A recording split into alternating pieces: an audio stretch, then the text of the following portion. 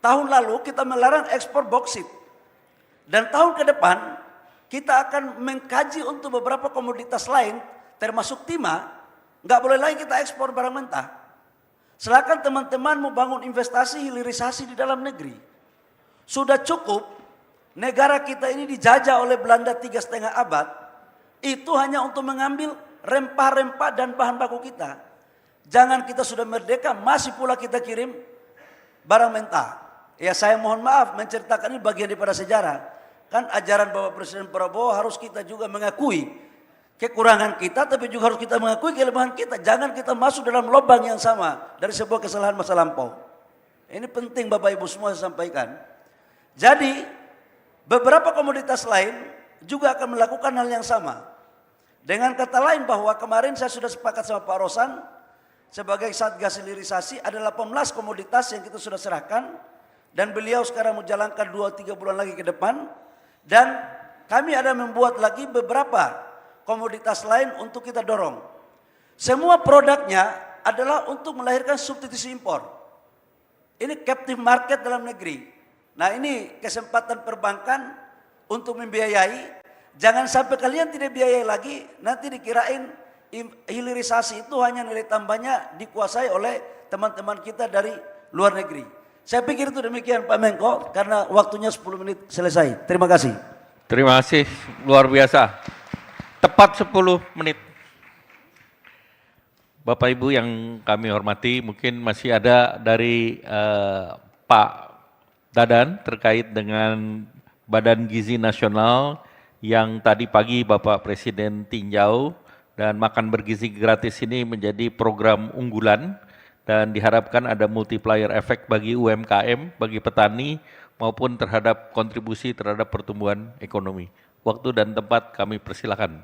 Terima kasih Pak Menko, para Menko, para Menteri Kabinet, para Duta Besar, Bapak Ibu sekalian yang saya hormati. Makan bergizi gratis adalah langkah strategik seperti yang sering disampaikan oleh Pak Presiden, dan beliau kalau kita lihat dari tipe kepemimpinan, next slide, itu beliau sudah masuk ke dalam tahap di mana beliau menjadi brilliant commander, di mana brilliant commander ini adalah seseorang pemimpin yang sudah memikirkan human resource development. Dan ini penting sekali karena Indonesia masih tumbuh 6 orang per menit, 3 juta per tahun, dan masih akan tumbuh mencapai 324 juta di tahun 2045. Dan bukan pertumbuhannya yang dipermasalahkan, tetapi berasal dari mana pertumbuhan penduduk Indonesia, yang kita tahu bahwa penduduk Indonesia mayoritas tumbuh atau lahir dari orang tua yang pendidikannya 9 tahun. Dan oleh sebab itu makan bergizi ini sangat penting karena 60% anak Indonesia tidak punya akses terhadap menu dengan gizi seimbang. 60% dari mereka hampir tidak pernah minum susu. Jadi tidak heran kalau baru pertama kali minum susu ketika ada program ini. Dan saya sebagai Kepala Badan Gizi memang mendapat tugas yang luar biasa karena Pak Presiden pada sidang kabinet yang pertama saja sudah menyampaikan mempertaruhkan kepemimpinannya untuk program ini agar berjalan, dan saya agak deg-degan karena kalau program ini tidak berjalan maka kepemimpinan beliaulah yang dipertaruhkan. Alhamdulillah sekarang sudah berjalan 1 tahun dan kemudian mulai mendapat pengakuan dari rekan sejawat saya, ahli ekonomi dari IPB yang tadinya skeptis dengan program makan bergizi. Akhirnya beliau sekarang melihat bahwa MBG ini merupakan pendekatan ekonomi baru dalam pembangunan di Indonesia. Belum pernah ada ekonomi di Indonesia yang mendorong pertumbuhan produksi dan sekaligus menjamin pembelian.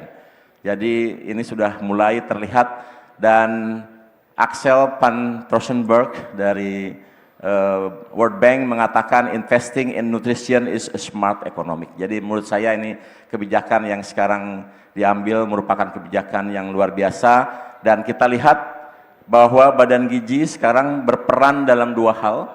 Yang pertama, meng-create demand, karena yang diberi makan sama, tetapi makanan yang diberikan kepada penerima manfaat adalah bukan makanan yang mereka biasa makan. Biasanya mereka mungkin tidak makan telur 2 kali seminggu, mungkin juga tidak makan ayam 2 kali seminggu, bahkan di Sukabumi itu ada yang makan daging sapi hanya 1 kali setahun ketika Idul Adha. Sekarang diberikan minimal 3 kali dalam sebulan, sehingga itu meng-create demand dan kemudian sekaligus menjamin pembelian dari seluruh produk yang ada. Sehingga dengan program MBG ini lapangan kerja diciptakan karena satu SPPG membutuhkan 50 orang, kemudian dibutuhkan supplier sehingga tumbuh entrepreneur baru dan produktivitas lokal meningkat. Dan kemudian Badan Gizi memiliki anggaran yang luar biasa. Tahun ini kita sudah dianggarkan 268 triliun dengan dana cadangan 67 triliun, sehingga akan mencapai sekitar 335 triliun. Dan jangan lupa bahwa 93% dari anggaran tersebut itu dialirkan oleh Badan Gizi melalui KPPN langsung ke Satuan Pelayanan Pemenuhan Gizi di setiap SPPG, di setiap provinsi, di kampung-kampung, dan uang yang cair kepada mereka rata-rata setiap bulan itu hampir 1 miliar, di mana 70% digunakan untuk beli bahan baku, 20% digunakan untuk biaya operasional termasuk gaji relawan, dan 10% diberikan untuk insentif bagi mereka yang kemudian membangun SPPG di setiap lokasi. Jadi dari tabel yang ada berikutnya, next slide. Nah, dari tabel yang ada, ini adalah sebaran SPPG yang ada di setiap provinsi, di mana misalnya Aceh itu sudah ada 608 SPPG, kemudian Jawa Barat itu sudah ada 5.295 SPPG. Itu mencerminkan jumlah uang yang beredar di daerah tersebut kali 1 miliar. Jadi kalau ada 608 SPPG, itu artinya 608 miliar ada di Aceh dalam 1 bulan. Kemudian di Jawa Barat ada 5.295 SPPG, itu artinya ada 5,295 triliun per bulan di Jawa Barat. Sehingga kalau kita lihat di proyeksi uang beredar saat ini 1,5 bulan, itu kita sudah proyeksikan ada 29 triliun uang sudah beredar di masyarakat, dan masing-masing ini dimiliki dan menyebar merata di seluruh provinsi. Hari ini Badan Gizi sudah mencairkan 32,1 triliun, dan belum pernah ada sepanjang sejarah Republik ada sebuah kementerian yang sudah mencairkan 32,1 triliun dalam waktu 1,5 bulan. Dan itu 70% untuk beli bahan baku, 20% untuk bayar biaya operasional, dan 10% untuk memberikan insentif kepada mereka yang melakukan bantuan di dalam program makan bergizi gratis. Dan BPS tahun 2025 sudah memberikan kajian bahwa Rp1 yang dikeluarkan oleh Badan Gizi itu akan menumbuhkan ekonomi kurang lebih 7 kalinya. Ini sama seperti prediksi World Bank, di mana investasi terhadap nutrisi akan memberikan return 23 kalinya, itu pun untuk jangka panjang. Nah, ini basis jangka pendek, kita belum menghitung bagaimana anak sehat menjadi produktif 20 tahun ke depan. Next. Dan jika diperhitungkan terkait dengan rumus PDB, maka rumus PDB itu ternyata sederhana sekali.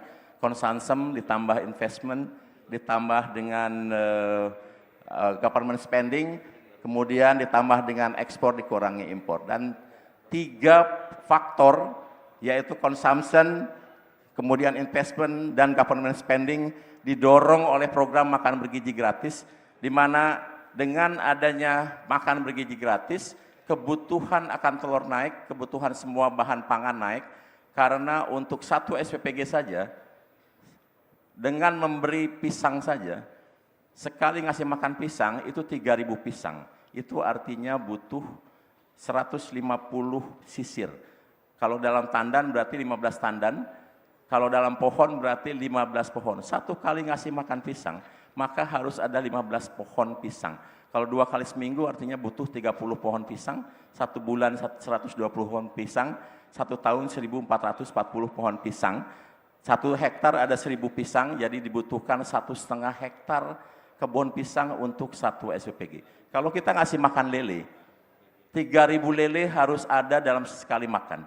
Itu artinya harus ada 2 kolam bioflok setiap kali ngasih makan lele. Kalau 1 kali sebulan saja atau 1 kali seminggu, maka kalau 4 kali sebulan maka butuh 32 kolam lele yang harus ada di dalam satu SPPG. Ketika kita ngasih makan telur, maka satu SPPG butuh 4 kandang ayam petelur. Karena dibutuhkan 3.000, sementara ayam meletakkan telur itu 0,8 per hari, sehingga butuh kurang lebih 4.000 ayam. Dan kalau ayam dipelihara, maka jagungnya pun harus ada. Sehingga program ini betul-betul sekarang menumbuhkan gairah di masyarakat dan membuat petani menjadi berseri seperti yang disampaikan oleh Pak Amran tadi. Nilai tukar petani sudah naik menjadi 125 dan saya yakin dikontribusikan oleh program makan bergizi gratis.